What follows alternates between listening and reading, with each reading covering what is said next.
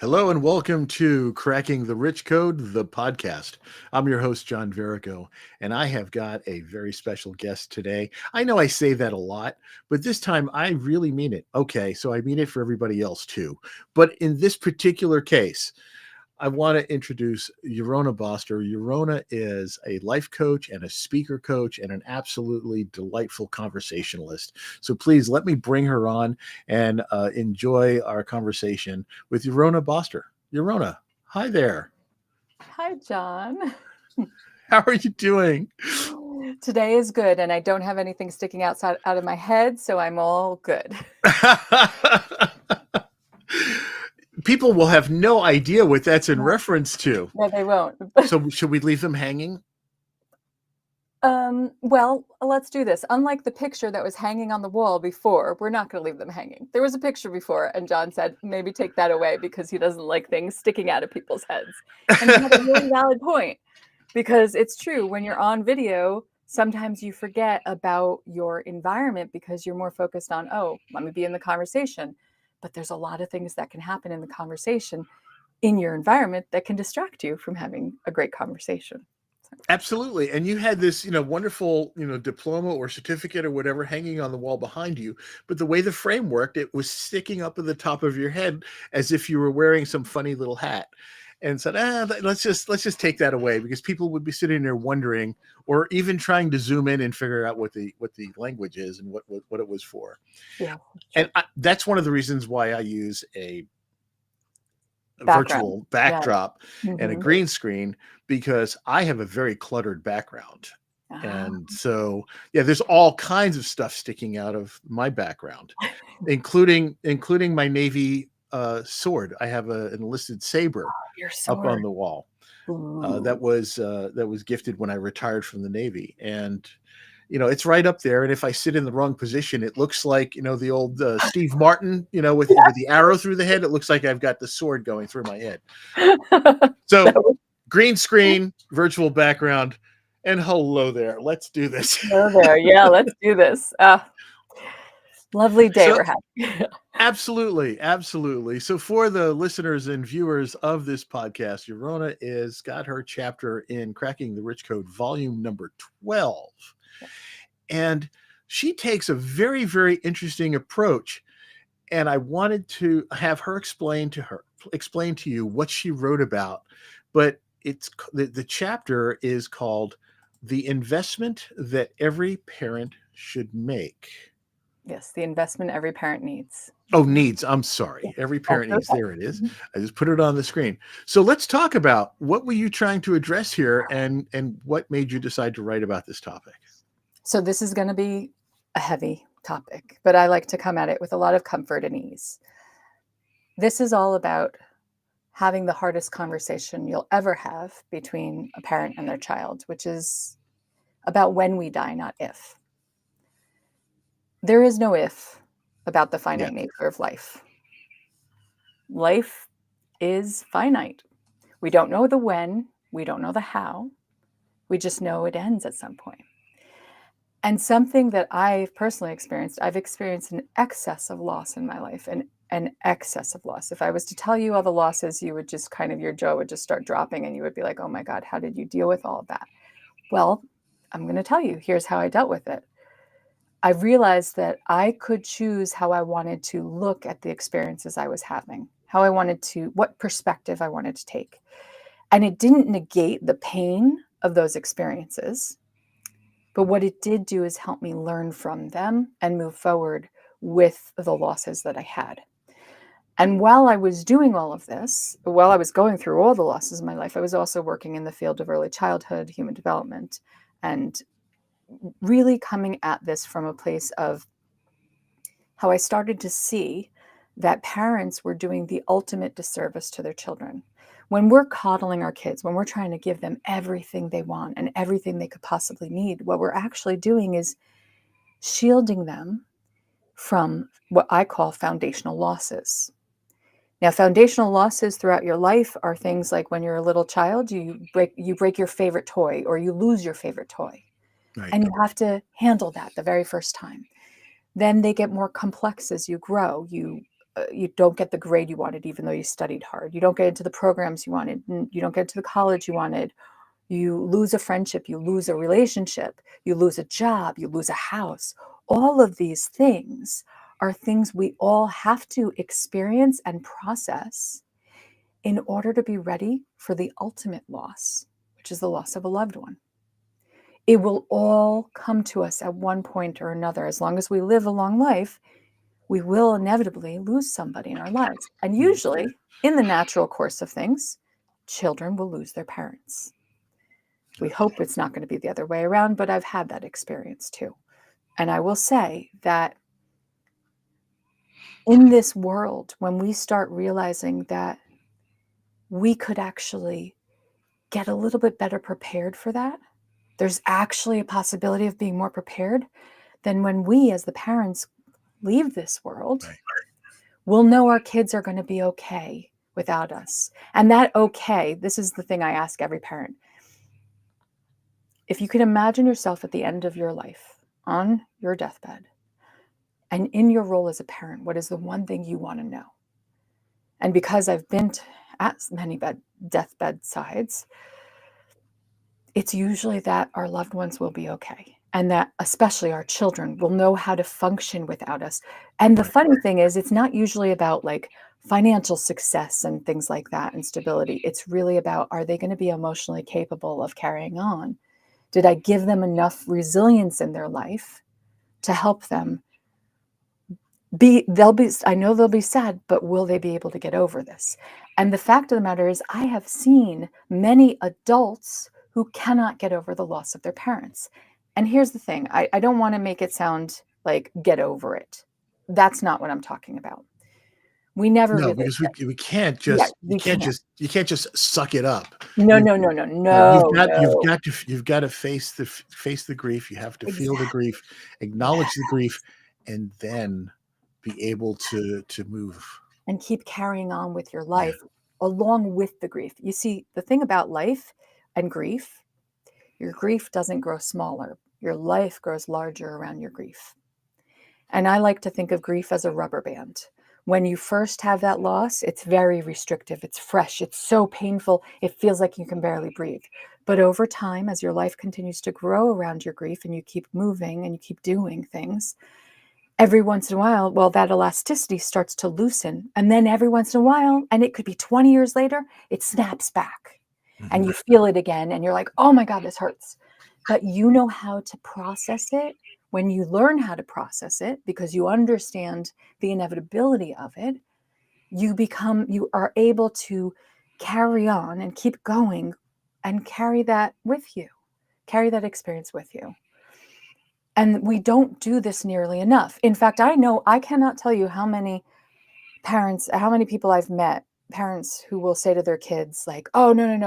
When the first time your kid brings up death, I've heard parents who are like, no, you won't lose me for a really long time. No. I'll be here. Oh yeah. Yes. You can't make that promise because nobody promises tomorrow. Nobody has that promise of tomorrow. None of us have that. So when we do that, here's the thing for kids, and especially young kids, and I know this because my son is 7 and he's already had to process grief twice. One of the things that kids do is they take things very literally.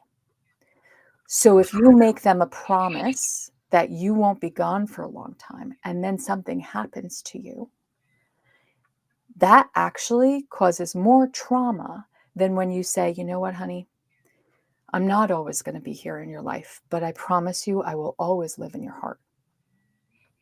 There you go. And you know what's crazy? I've been teaching this for so long that my son, when he was 4, we were having a conversation. And here's the thing with little ones. When you're having a conversation with little ones, it's all about the cycles of life. That's what's important. Like everything lives and dies, everything moves through life. There's also another piece to this. It's getting them ready to get themselves ready for life. And some of those things are self-help adaptive. We call it in early childhood, it's called self-help adaptive skills. And it's like getting themselves dressed, getting their shoes on, getting their jacket on, making sure their book bag's packed, going through all the motions of doing things for themselves is actually a piece of the lost puzzle. because what it's saying is, I'm not always going to be here to do these things I for can't you. always tie your shoes. Yes, exactly. You have to do it for yourself. And it is the way to say that. So my son was arguing with me one day. Like I said, he was about 4. He's like, I don't want to get my shoes on. Can you get them on for me? And I said, Connor, I'm not always going to be here to get your shoes on for you. So you've got to do it yourself. And we ended up moving the conversation a little bit to how he was going to feel when mommy and daddy were no longer around. And he said, oh, I'll be okay. I said, really? That's great. And he said, yeah, because you'll always live here in my heart. Oh, wow. He said that to me. You done good. Yeah. Yeah. And the other thing about grief process is that as parents, we get double dosed. We're not only feeling our pain, we're feeling their pain. So when we lost his grandfather, my father-in-law, I had to experience my pain about that loss, and I was also feeling his pain.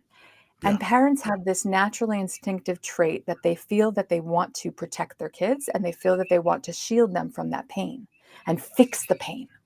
The thing is, you can't fix their pain for them, but you can give them the tools they need to fix it for themselves. You are not, and I'm going to say this, and parents hate it when I say this, but it's not your job to protect your children. Well, when they're little, yes, but as they grow, you have. But there's a different way of doing that. Yeah, you have to keep giving them the tools they need so that they can learn how to protect themselves, so that they can learn how to navigate life's difficulties for themselves without you always there to take care of it for them. So this is the essence of it all. And it's really to understand that the kindest thing as a parent that we can do for our children, and actually for all of our loved ones, is to have everything ready for our death and our demise.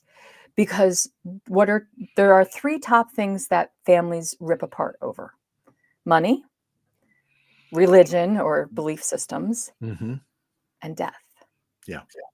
And the thing about death is sometimes it doesn't come right away. So sometimes it's your parent has fallen into a coma, or they've had an extreme stroke and now they're going to need new care and their life's going to look very different. And how do you want to do that? Well, oftentimes the families of that loved one are fighting over how to do that best. So as a parent, as soon as you become a parent, but honestly, really, once you become an adult, you should have an advance directive. You should have a will. You should have your burial plans all written out and everything, so that they can't argue over that. Because I've had families who say to each other, no, they're supposed to be buried in this grave. No, I want them buried closer to my house. No. And it always ends up ripping families apart. Yes. Or pull the plug, don't pull the plug, pull the plug, don't pull the plug. I was just going to say that. Yeah. I was just going to say that when it comes down to life support, Yeah. Those are the toughest decisions to make. And you're right. Everyone in the family's got a different perspective or a different opinion on it. Right. Yeah. So you have to do it yourself. The kindest and most loving act you will ever do for your loved ones is to plan your own demise. And I know it sucks because it sounds terrible, right? Right. But it sounds terrible. I'm not talking about the S word. I'm not talking about that. No. I'm talking about making sure that everything is written out and instructed, so there's clear and that information is given to somebody who's a neutral party, or is saved somewhere in a safe deposit box, or put somewhere where everybody knows, and they pull it out and they're like, okay, I don't love this, but this is what mom wants. Exactly. Yeah. We went through that with my mother and my father, and we all do, right? We go through that at every stage in our life. You talked about earlier, you started to talk about the fact that, the longer we live, the more loss and grief we have in our life, and I'm considerably older than you are, and I'm at a point now where not as much as you think. I look a lot younger than I am. Well, so do I. So there. But as we go through, I'm at a point now where, my classmates and all of that, and people I was in the Navy with, shipmates are passing away, and at younger ages than I am. Wow. My father was only 58 when he died. I'm 66. Yeah. So every moment after 58, I consider a blessing. I still remember when one of my cousins died, and she was 36.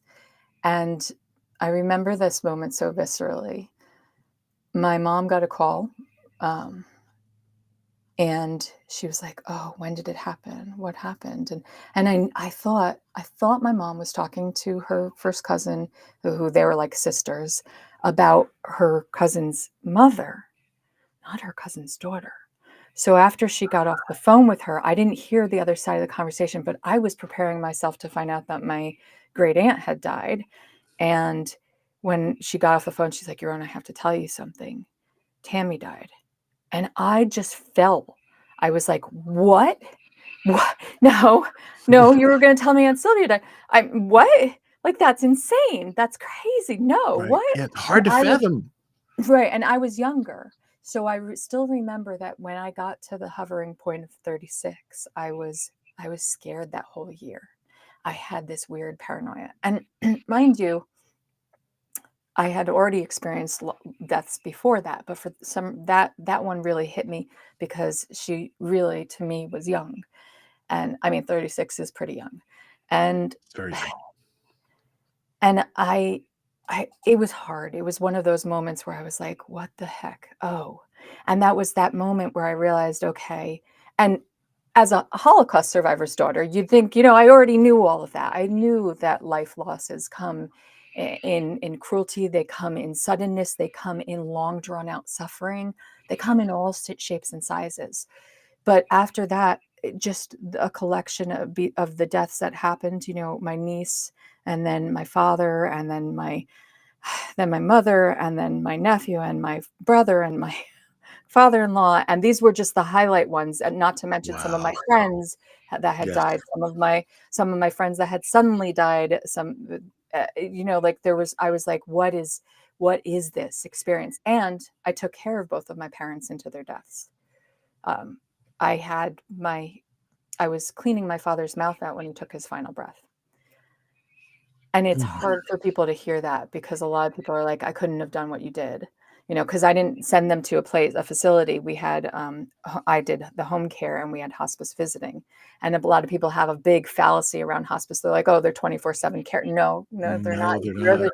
You or someone You're you you're hire. still the caregiver. Yeah. Yeah, yeah. So Yeah. I was giving It all the takes a meds. special it really takes a special, amount of compassion, to do I mean, we all wind up, unfortunately, being a caregiver at some point.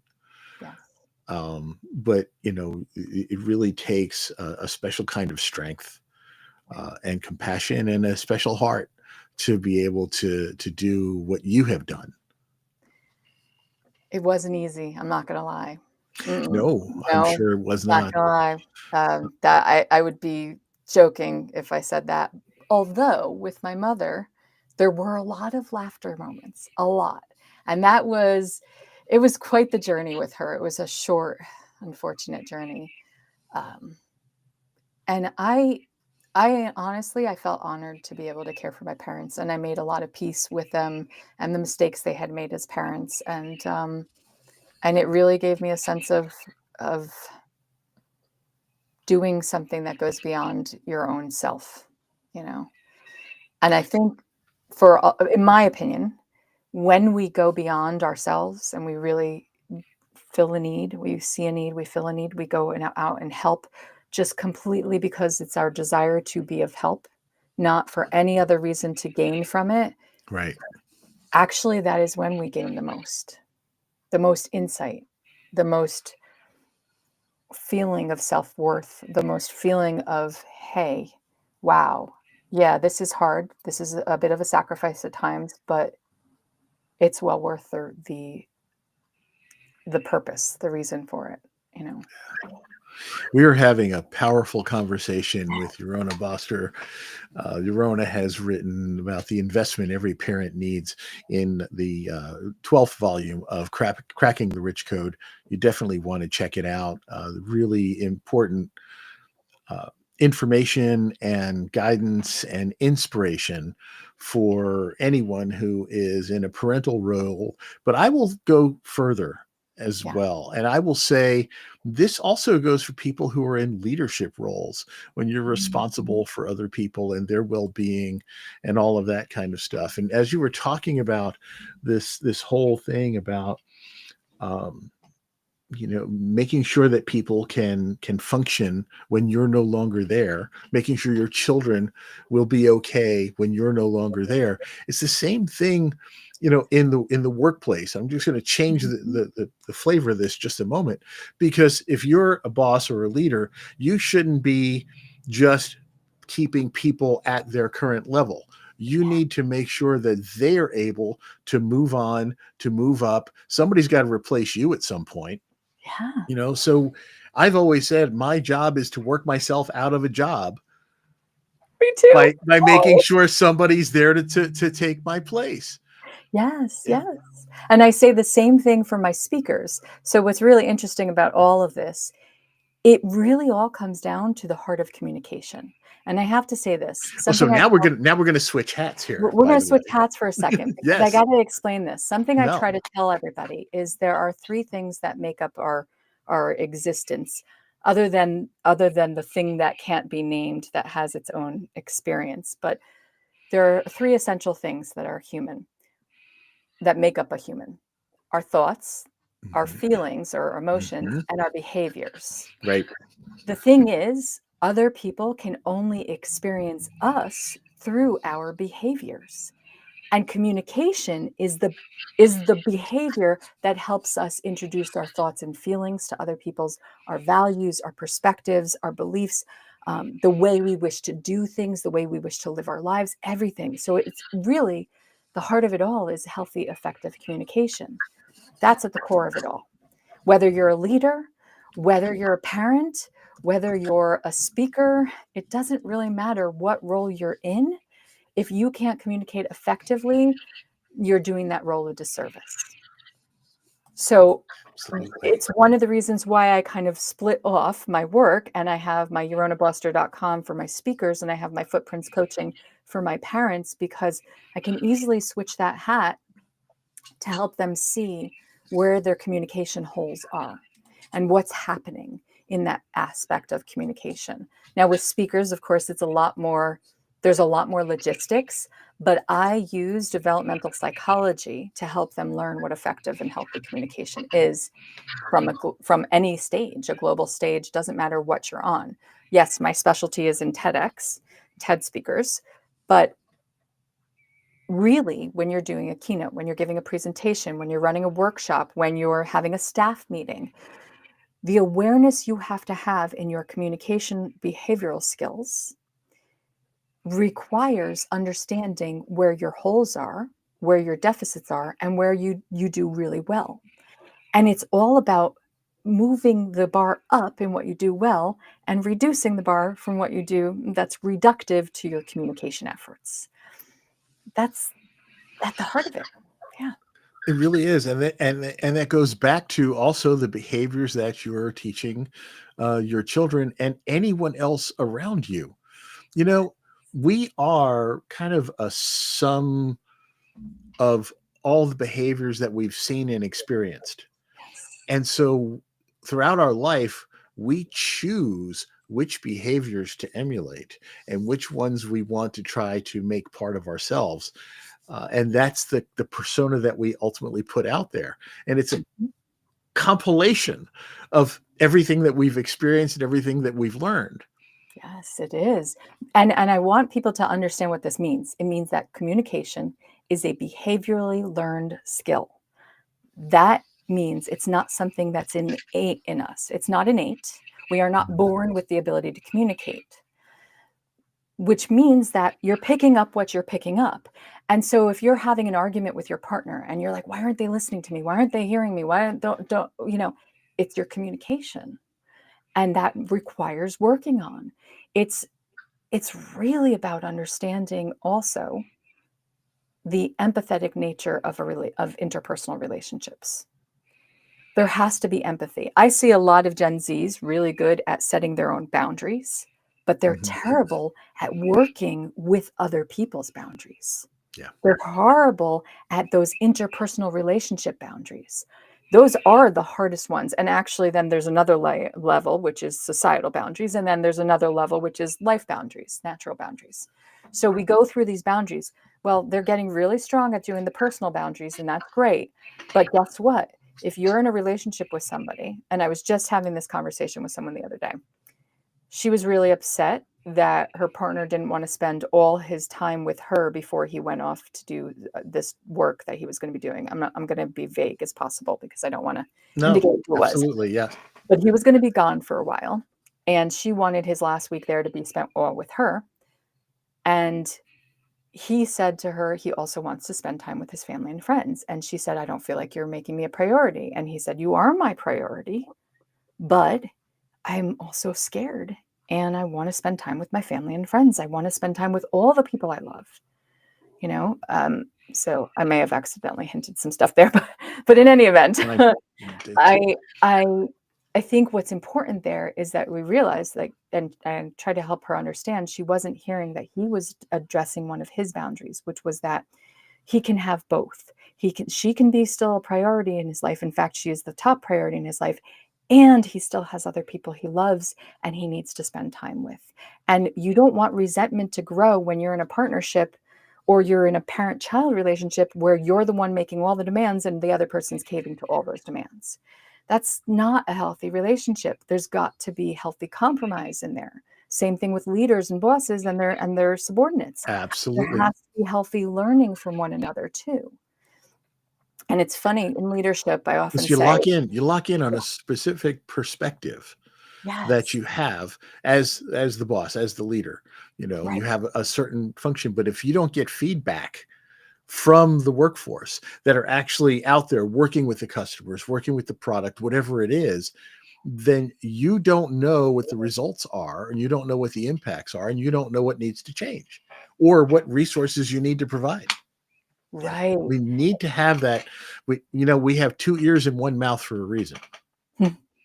Thank you. Yes.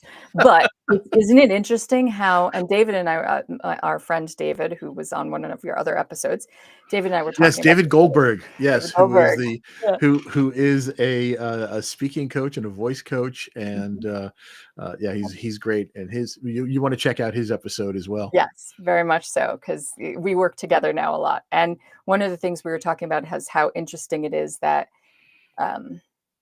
people have a tendency to listen to wait their turn so that they can just say something. They're listening to respond. They're not actually listening to understand. Right.